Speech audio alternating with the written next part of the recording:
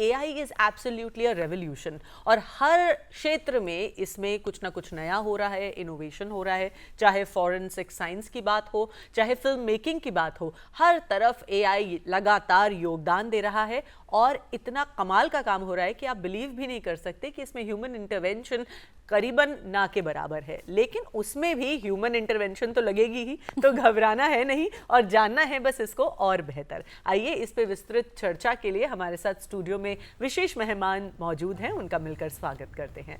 हमारे साथ हैं professor Durgesh Kumar Tripathi, PhD professor हैं आप, डीन एट गुरु गोविंद सिंह इंद्रप्रस्थ यूनिवर्सिटी। स्वागत है सर डीडी मॉर्निंग शो में। और इस सेगमेंट में हमारे साथ दूसरे गेस्ट जुड़े हैं, प्रोफेसर टी सेंथिल सुब्रमण्यम जी।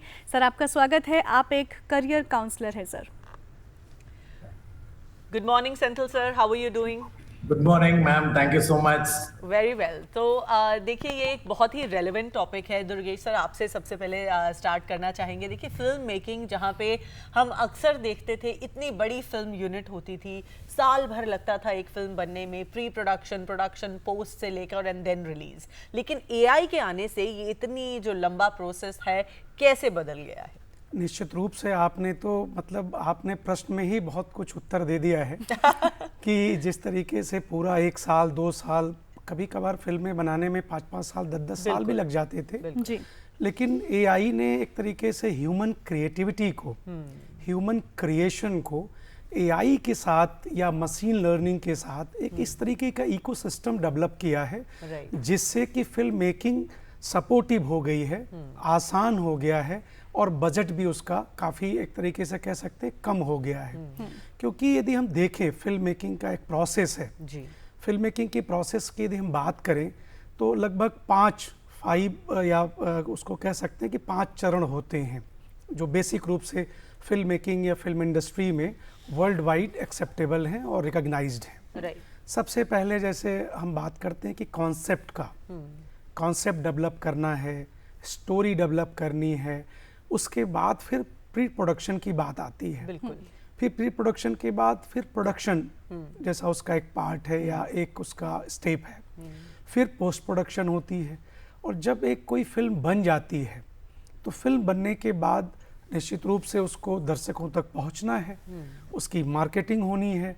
तो जिस तरीके से पूरा एक इकोसिस्टम डेवलप हो रहा है वो बहुत सपोर्टिव है। और ये मेरा मानना है कि जिस तरीके से AI ने एक सपोर्ट का रोल प्ले किया है, इससे बहुत सारी चीज़ें जैसे बजट है, समय है और बहुत सारी जो प्रोसेस में जो अननेसेसरी टाइम लगता था, वेस्ट होता था कह सकता हूँ, तो वो सब चीज़ें को उसने मतलब बहुत ही कम समय में बेस्ट तरीके से प्रेजेंट करने का प्रयास किया है। दुर्गेश जी आपने प्रोसेस की बात की है, प्रोसेस जानेंगे किस तरह से आफ्टर AI बिफोर AI कितना और किस तरह से फ़र्क आया है। सेंथिल जी आपसे जानना चाहेंगे कि AI कि अगर स्किलिंग की हम बात करें तो किस तरह से एक स्कूल लेवल, एक ग्रेजुएशन लेवल और हायर एजुकेशन में स्किलिंग को हम अपडेट कर सकते हैं? Senthil sir, before we begin with the answer, हमारे माननीय प्रधानमंत्री ने भाषणी एक प्रोग्राम को लॉन्च किया है जिसमें हमारी अपनी जो भाषा है, चाहे किसी भी भाषा का आप प्रयोग करते हो, उसमें कंटेंट को ट्रांसलेट करके आप अपनी भाषा में ही ग्रहण कर सकते हैं। आइए उस पर एक नज़र डालते हैं और फिर चर्चा को आगे लेकर चलेंगे। भाषिणी भाषिणी भाषिणी। कश्मीर से कन्याकुमारी तक भाषाओं को जोड़ेगी भाषिणी।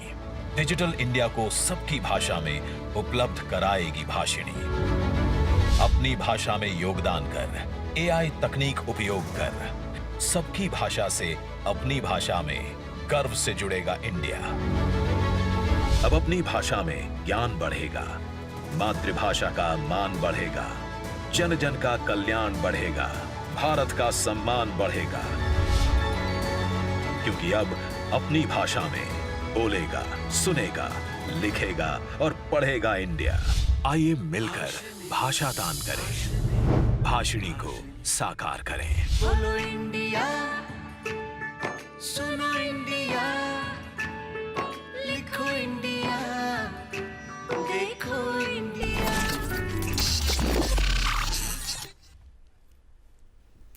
जी हाँ, डिजिटल इंडिया। और देखिए, भारत में भले ही अलग अलग प्रजाति और अलग अलग विधाओं के लोग रहें, लेकिन भाषा है जो एक सूत्र में सबको बांधने का काम करती है।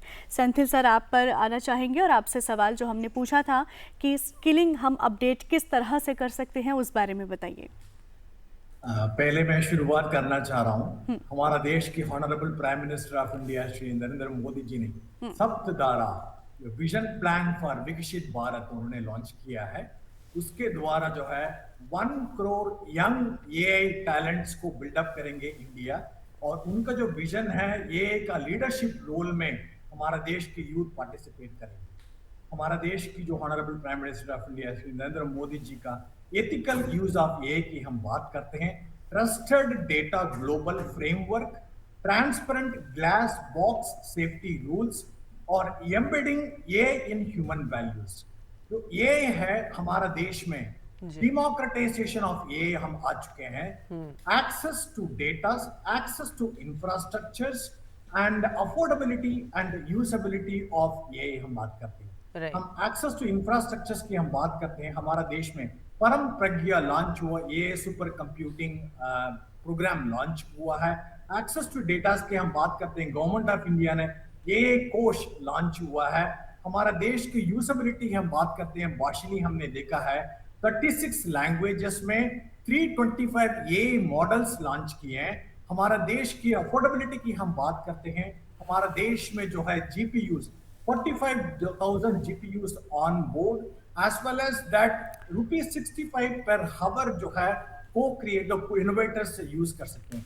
हम स्किल की हम बात करते हैं, अटल टिंकरिंग लैब्स हमारा देश में है, स्कूल्स में है, और प्रयास करके एक इनोवेशन प्रोग्राम है बच्चों के लिए। उसके द्वारा जो है गवर्नमेंट ऑफ इंडिया ने 50,000 रुपीज ग्रांट दे रहे हैं और रिसर्च प्रोग्राम्स लॉन्च हुए हैं। आईटीआई स्टूडेंट्स के लिए हम ये की बात करते हैं, आईटीआई स्टूडेंट्स के लिए 7.5 माइक्रो क्रेडेंशियल प्रोग्राम्स है, artificial intelligence assistant programmes launch हुआ है।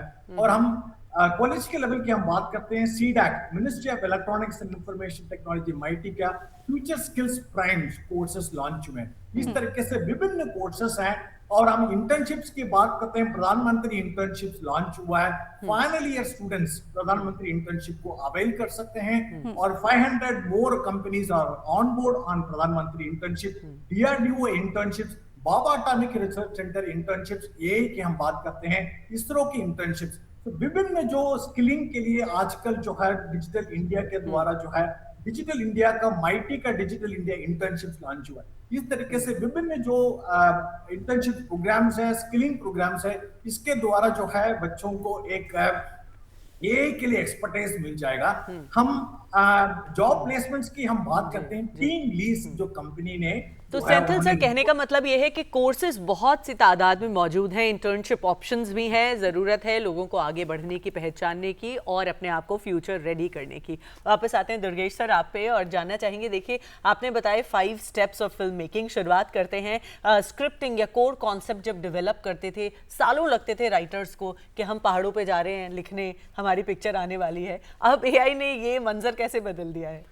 निश्चित रूप से अब कॉन्सेप्ट जब हम डेवलप करते हैं फिल्म के लिए जी। तो एआई ने ये सपोर्ट दिया कि एक एनालिसिस करके बताती है, अच्छा, पास्ट जितने भी रिसर्च हुए हैं या उससे रिलेटेड जो डेटा है कि ऑडियंस का पर्सपेक्टिव क्या होगा, जिसके लिए प्री टेस्टिंग जो हम लोग रिसर्च में बोलते हैं कि प्री टेस्टिंग करते हैं कि हमारा डेटा कलेक्शन, हमारा जो कॉन्सेप्ट है, ऑब्जेक्टिव्स हैं, हाइपोथेसिस है, ये किस दिशा में जाएगा।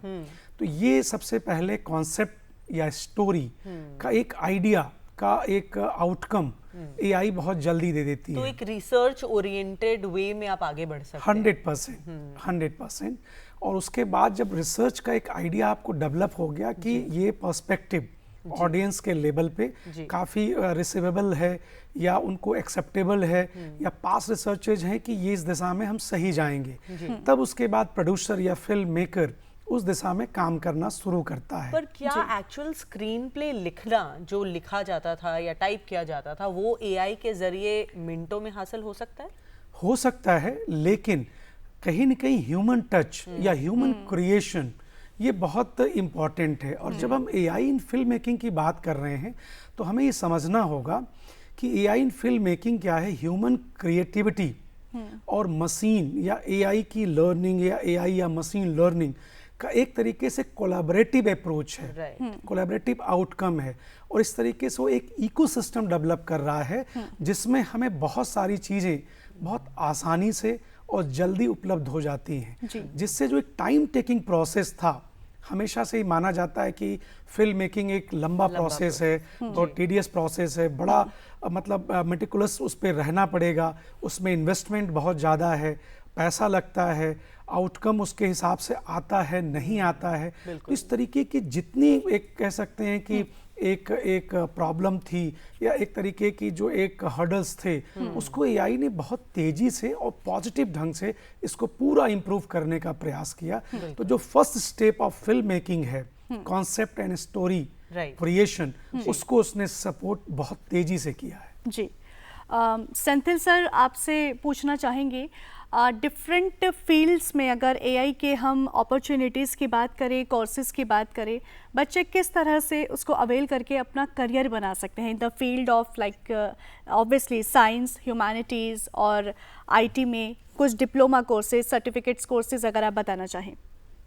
हमारा देश में आर्टिफिशियल इंटेलिजेंस की सेंटर ऑफ एक्सेलेंस बढ़ रहे हैं। आर्टिफिशियल इंटेलिजेंस फॉर अन्नम जो आईआईटी रुपार में एस्टैब्लिश हुआ है, artificial intelligence for centre of excellence in all India institute of medical sciences, और तनुष करके आईआईसी बेंगलुरु में आर्टिफिशियल इंटेलिजेंस का सेंटर ऑफ एक्सेलेंस लॉन्च हुआ है।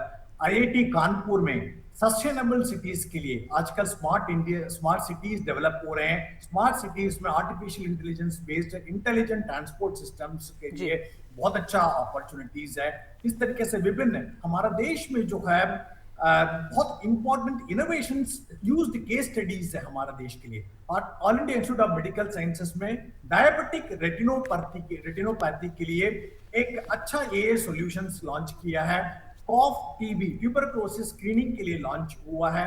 और इस तरीके से विभिन्न जो अपॉर्चुनिटीज इंडिया में है, centre of excellence world level हम बात करते हैं बेंचमार्क के लिए, वर्ल्ड इकोनॉमिक फोरम का सेंटर ऑफ एक्सेलेंस लॉन्च हुआ है। इस तरीके से विभिन्न जो सेंटर ऑफ एक्सेलेंस है, इंटर्नशिप अपॉर्चुनिटीज है। सेंथिल जी, आपसे ये भी जानना चाहेंगे कि फॉरेंसिक साइंस जो है वो एक ऐसी अलग एक हम कहेंगे स्ट्रीम है विच इज वेरी स्पेसिफिक, तो क्या उसमें भी एआई की कुछ इंटरवेंशन है और उससे कुछ और नए विकल्प हमारे सामने आ रहे हैं?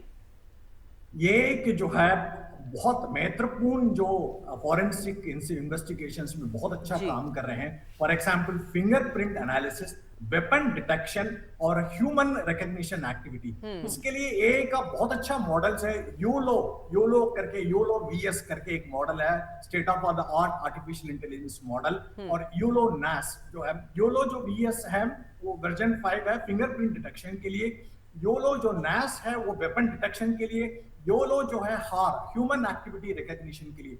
ये सारे जो है एआई क्राइम सीन इन्वेस्टिगेशंस के लिए आर्टिफिशियल इंटेलिजेंस मॉडल्स यूज हो रहे हैं।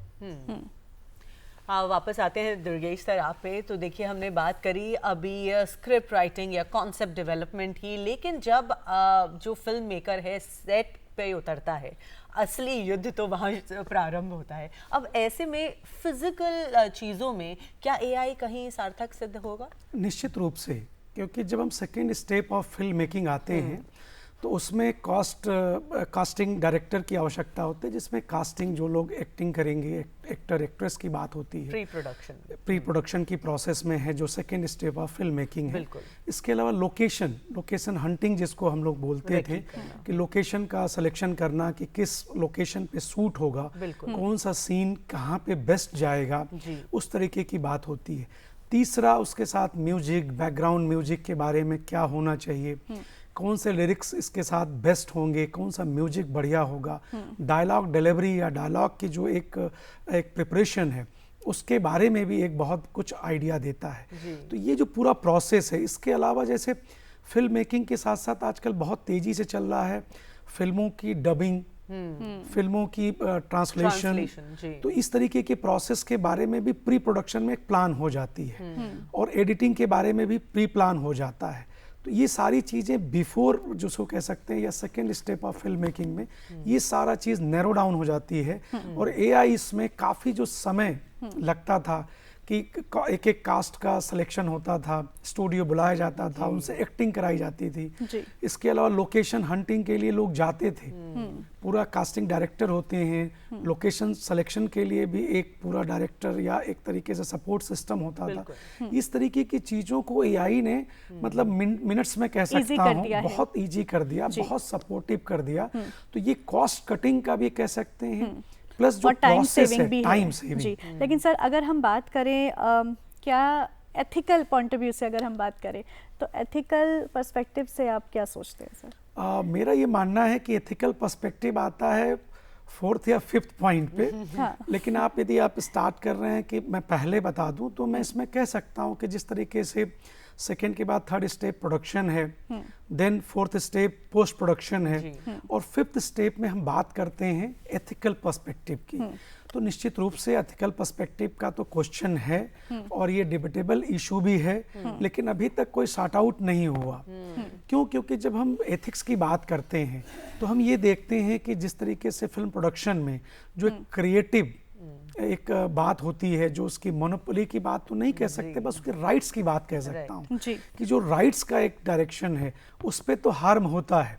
और जिस तरीके से जनरेटिव एआई ने किसी की भी आवाज़ में किसी की चेहरे को और एक पूरा फिल्म पूरा वीडियो बना देता है, रील बना देता है। आपने देखा होगा महात्मा गांधी जी के रील्स को, वीडियोज को, या पुराने बहुत सारे नेताओं के। तो इस तरीके से जो बन रहा है, या किसी भी बड़े सेलिब्रिटी या बड़े पॉलिटिकल जो एक सेलिब्रिटी हैं, पॉलिटिकल लीडर्स हैं, उनका जिस तरीके से मैनिपुलेशन करके डीप फेक्स के रूप में जो हम लोग आजकल मीडिया लिटरेसी में पढ़ाते हैं, उस सारी चीज़ों को उन्होंने डेवलप कर दिया। मतलब आपकी आवाज़ कोई दूसरे की आवाज़ में हो सकती है, लिपसिंग करके। एआई मेकर्स के लिए भी एक तरीके से एक चेतावनी भी है और एक जिम्मेदारी भी है कि जब आप ये बना रहे हैं तो खुद भी ध्यान रखें कि आप जिम्मेदारी से एआई का इस्तेमाल करें। सेंथिल सर, जाते जाते आपसे भी जानना चाहेंगे कि how do you see AI's future for students in career and education? ये बहुत बड़ा सपना है आजकल की यूथ में, make a for India, make a in India. यही मंत्र है यूथ के लिए, और इसी मंत्र के द्वारा जो है हमारा देश में सॉवरेनिटी इन ए डेवलप हो रहे हैं। लाइक स्टार्टअप्स, भारत जन स्टार्टअप है, सर्वम ये ही है।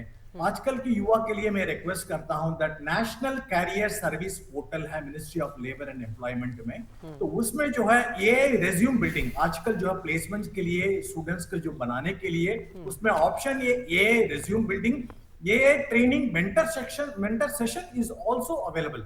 आजकल के बच्चों को मैं रिक्वेस्ट करता हूं दैट वेरी रिसेंटली इंडिया में सर्वोदय हॉस्पिटल फरीदाबाद, उन्होंने जेनीवा स्विट्जरलैंड और ईरान हॉस्पिटल के द्वारा जो है बहुत बड़ा ब्रेक थ्रू किया डिजिटल ट्विन टेक्नोलॉजी। उसको फ्रंटियर इन बायोमेडिकल इंजीनियरिंग में डिजिटल ट्विन टेक्नोलॉजी के थ्रू कैंसर पेशेंट को बिफोर ट्रीटमेंट देने से पहले मॉलिक्यूलर इमेजिंग के द्वारा जो है एआई मॉडल्स बना के उसके द्वारा जो है रेडियो एक्टिव ट्रीटमेंट कर सकते हैं करके इस तरीके से एक अच्छा रिसर्च पब्लिश हुआ है। बच्चों को मैं कहता हूं दैट आप प्लीज रिक्वेस्ट है ये जर्नल आपको पढ़िएगा। और आजकल जो हमारा देश में हैकाथॉन्स हो रहे हैं, स्मार्ट इंडिया हैकाथॉन्स है, भारतीय अंतरिक्ष इसरो हैकाथॉन्स है, और ITX DRDO innovation challenge hackathons है। बच्चों को मैं कहता हूं दैट आप लोग जो है ये हैकाथॉन्स में पार्टिसिपेट करिए, गवर्नमेंट ऑफ इंडिया का प्रॉब्लम स्टेटमेंट्स आप सॉल्व करिए, ये को डेवलप करिए। I think government of India हमेशा प्रोत्साहित करता है कि युवा शक्ति आगे बढ़े और बदलते समय के साथ कदम से कदम मिला के आगे अग्रसर रहे। सेंथिल सर, आपका बहुत बहुत धन्यवाद। दुर्गेश त्रिपाठी जी, आपका भी धन्यवाद। Thank you so much sir कार्यक्रम में जुड़ने के लिए, और बहुत ही महत्वपूर्ण जानकारी आर्टिफिशियल इंटेलिजेंस के ऊपर आप दोनों ही गेस्ट ने हमारे व्यूअर्स और हमसे साझा की है।